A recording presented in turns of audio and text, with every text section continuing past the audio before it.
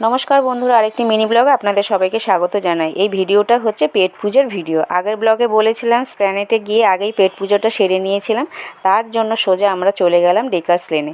সেখানে গিয়ে প্রথমেই চিত্তবাবুর দোকানের সামনে গিয়ে দাঁড়িয়ে ভালো করে সব দেখে নিয়ে 1 প্লেট চিকেন স্টু অর্ডার করে দিলাম।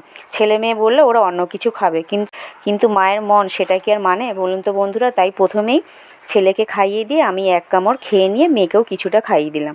কি বলবো বন্ধুরা, চিকেন স্টুটা অসাধারণ খেতে ছিল। 2 পিস পাউরুটি দিয়ে চিকেন স্টুটা খেয়ে নিয়ে পেটটা বেশ ভালোই ভরে গেছিলো।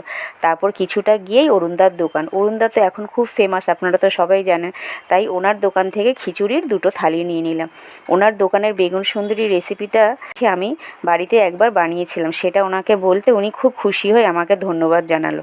যাই হোক বন্ধুরা, আপনারা এখনও পর্যন্ত যারা চিত্তবাবুর দোকান ও অরুণদার দোকানে যাননি তারা একবার হলেও ঘুরে আসবেন আর খাবারও খেয়ে আসবেন। ভালো লাগলে কমেন্ট করে পাশে থাকবেন।